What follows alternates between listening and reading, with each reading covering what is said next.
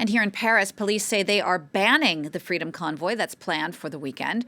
Police say people blocking roads will face up to 2 years in prison, a €4,500 fine, and a 3-year driving ban. Protesters, though, have already set out from southern France on their planned move up to Paris and then on to Brussels. To talk a bit more about this French Freedom Convoy, let's bring in France 24's Armen Georgian. Armen, with this Paris ban, it seems like the authorities are pretty nervous about this. I think they are, because it's quite a robust statement now that we've had from the prefect of the Paris police. This was the communique from this morning.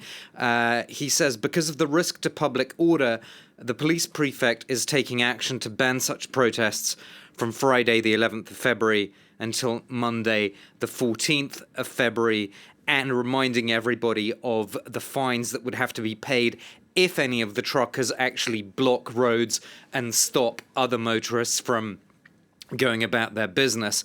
And obviously the last thing the government needs right now, thinks it needs, is blocked roads with potentially fuel supplies being disrupted if there was a major blockage, because remember that fuel prices have already been rising and there's geopolitical tensions now around Ukraine. Any conflict there would further increase gas prices, probably.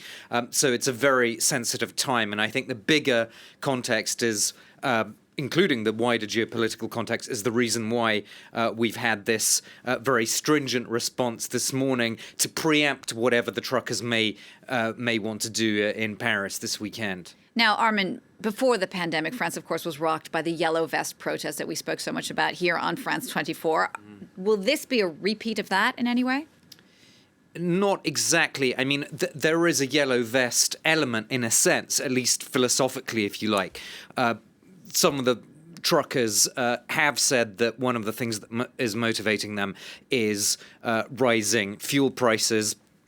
You'll remember that the Yellow Vest protest started as a revolt against a hike in fuel prices, and also a very strong, in some cases ferociously anti-Macron sentiment that is shared by Yellow Vest, but that's also shared by the protesters who've been protesting against the health pass for many months now in French cities. So you've got a mixture of things, and I think more generally the movement in France, which opposes COVID restrictions, is always looking to what's happening in other parts of the world and trying to latch on to anything that looks like the tide is turning in their favor. The Canadian events obviously fit that narrative very well. The fact that Justin Trudeau has been in more difficulty than perhaps the Canadian government anticipated, that is, in a way, wind in the sails of the anti-COVID restrictions movement here in France. Just one final point, though. We should make an important distinction here, Jeannie. The truckers in France are actually not subject to a vaccine mandate. That's an important difference.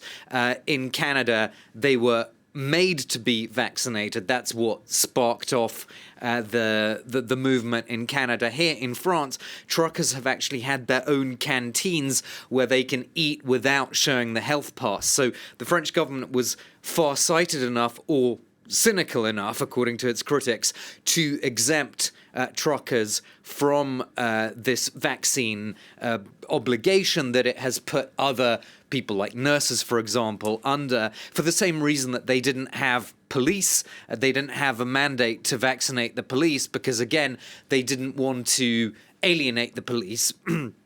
After all, it's the police that implements lockdowns, curfews and everything. And the French government correctly linked the issue of supply chain with national security. That's why it exempted truckers from any vaccine mandate here in France.